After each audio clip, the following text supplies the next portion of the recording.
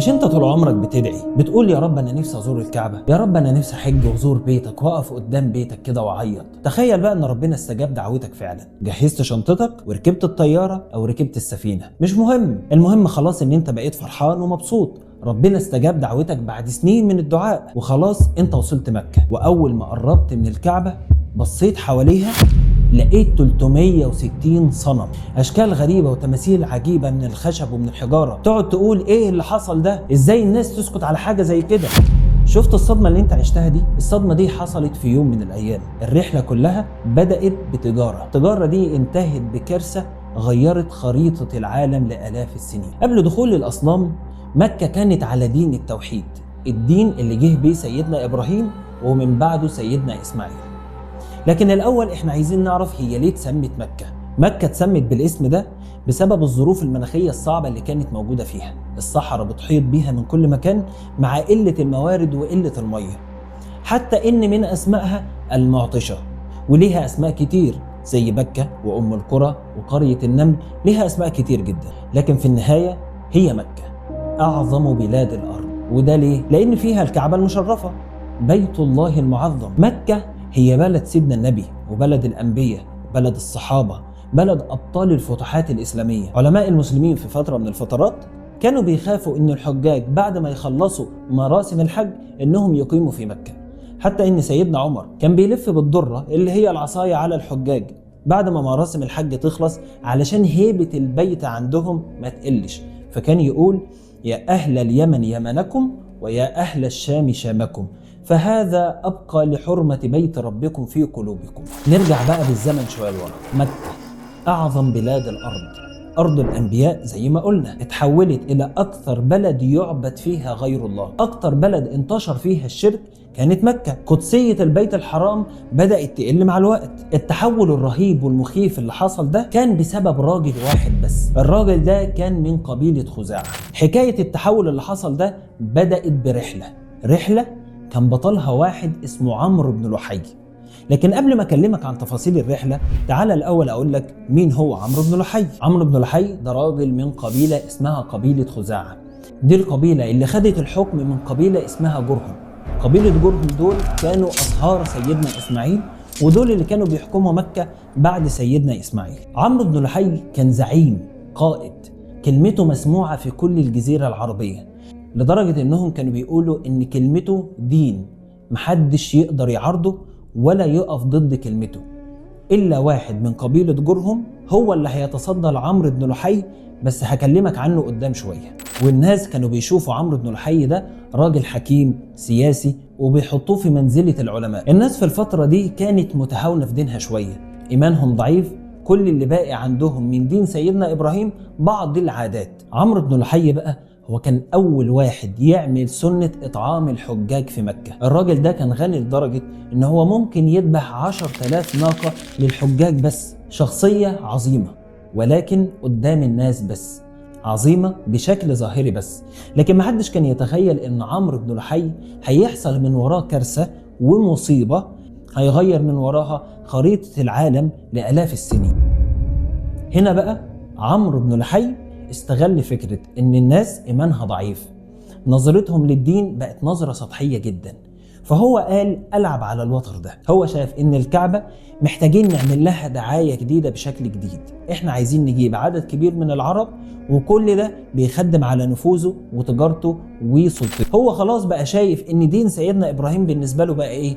بقى تراث ومحتاج تجديد. بدأت رحلة الشام، رحلة التجارة العادية اللي بيقوم بيها أهل مكة كل فترة.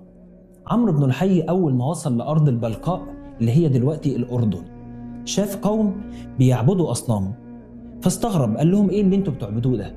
قالوا دي أصنام نستمطرها فتمطرنا ونستنصرها فتنصرنا، يعني إحنا بندعوها وقت الحرب إن هي تنصرنا على العدو فينصرونا، ووقت ما نبقى محتاجين المطر فندعو الأصنام دي فينزل علينا المطر. طبعا كل ده من أساليب الشيطان. الفكرة عجبت عمرو بن لحي وكأنه لقى كنز، وعلى طول طلب منهم صنم ياخد الصنم ده معاه إلى أهل مكة. هو باعتقاده ان هو بيقدم لمكة خدمة كبيرة. عمرو بن لحي بيجيب صنم لأهل مكة بدون ما يفكر او يحسب ايه العواقب اللي ممكن تحصل. واحد راح لبلاد الشام بالحضارة اللي كانت موجودة فيها، ساب كل العظمة اللي موجودة في الحضارة والحاجات اللي ممكن تنفع الناس فعلا، وراح جاب صنم، جاب أسوأ حاجة موجودة في الحضارة، ودي حاجة موجودة في كل زمن. عمرو بن لحي خلاص خد الصنم وراجع بيه مكة، وكان من عادة أهل مكة والقافلة بتاعت الشام راجعة إنهم يطلعوا على جبل اسمه جبل خندمة، يقفوا على الجبل من فوق يستنوا القافلة اللي غايبة بقالها فترة، ويستنوا بقى التجارة اللي جاية فيها والبضائع المحملة عليها. الموضوع المرة دي مختلف. ليه؟ لأن جه خبر إن عمرو بن لحي جايب حاجة جديدة لأهل مكة هيذهل بيها قبائل العرب كلها، لدرجة إن طواف الحجاج وقف، والحجاج نفسهم طلعوا على الجبل علشان يستنوا عمرو بن لحي يشوفوا الحاجة الجديدة دي. عيش معايا المشهد ده. صوت هتاف بعيد وإحنا واقفين على الجبل. الصوت ده لسه مش مميز، يعني لسه مش مميز إيه الكلام اللي بيتقال، لكن إحنا سامعين صوت طبول وصوت أحباش بيهتفوا بصوت عالي. لكن بعد وقت بسيط بدأت المعالم تظهر. عربية من الخشب بتجرها بعض من التيران عليها صنم ضخم، والأحباش ماشيين حواليها بالطبول زي ما قلنا وقاعدين يرددوا هبل هبل هبل.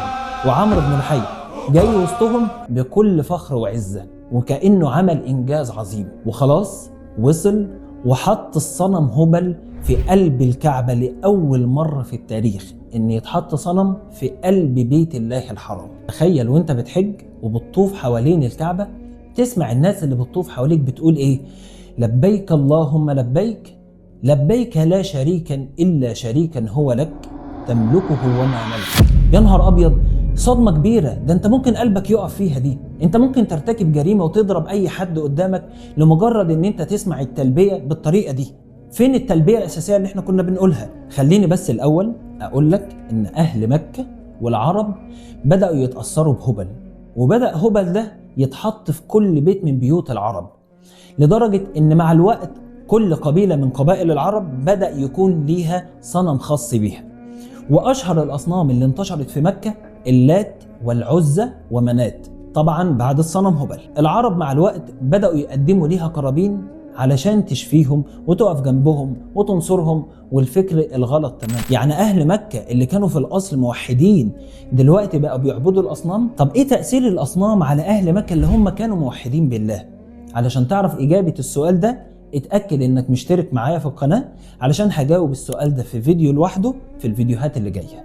المهم خلاص الحجاج بقوا بيقولوا التلبية اللي احنا قلناها من شوية، وبيعملوا الشعائر دي لمئات السنين، لغاية الحمد لله ما الإسلام ظهر وغير التلبية المزيفة دي بالتربية الأساسية اللي جه بيها سيدنا إبراهيم، اللي هي إيه؟ لبيك اللهم لبيك، لبيك لا شريك لك لبيك، إن الحمد والنعمة لك والملك لا شريك لك. سيد الفاضل، انت لما تقول التلبية دي وانت عارف معناها وعارف تاريخها كويس، الوضع بالنسبة لك مختلف. هتحس برهبة جواك كده وانت بتقول التلبية، وفي خشوع لله كده وفي عظمة وهدوء. الوحيد اللي قدر يقف ضد عمرو بن لحي كان راجل من قبيلة جرهم. الراجل ده للأسف اسمه مش مذكور في التاريخ، لأن عمرو بن لحي بعد ما الراجل ده وقف ضده نفاه إلى أطراف يثرب، وهناك كمل حياته ومات على كده. استنى بس، أنا عايز أقول لك حاجة نسيت أكلمك عنها. عمرو بن لحي باللي هو عمله ده أثر على أجيال كتيرة جدا جت بعده، لدرجة إن الأجيال اللي عصرت سيدنا النبي قالوا هذا ما وجدنا عليه آباءنا، إحنا بنتبع دين آبائنا وأجدادنا، وهم ما يعرفوش إن دين آبائهم وأجدادهم فعلا كان دين التوحيد. المثل ده موجود في كل زمن، حتى موجود في زماننا ده. الراجل اللي عنده سلطة، عنده نفوذ، عنده مال، وبيقدر يأثر على شريحة كبيرة جدا من الناس. لكن المهم الناس الضعيفة اللي بتسكت دايما عن الحق، هي دي الناس اللي بتنصر عمرو بن لحي في كل زمان. هل انت من الناس اللي بتخاف تقول كلمة الحق ودايما بتاخد جنب ولا لا؟ هل انت من الناس اللي بتنصر عمرو بن لحي اللي موجود في حياتها ولا لا؟ عايزك تاخد بالك من مواطن الفتن علشان ما تكونش انت عمرو بن لحي في حياة غيرك. وطبعا اوعى تكون من الناس اللي بتتفرج عليا تعمل اشتراك لكن ما بتعملش شير علشان غيرها يستفيد. اتأكد دلوقتي ان انت مشترك في القناة فعلا وشير الفيديو ده لاصحابك علشان يعرفوا قصة اول صنم دخل للكعبة، وعلشان يتعلموا من قصة عمرو بن لحي.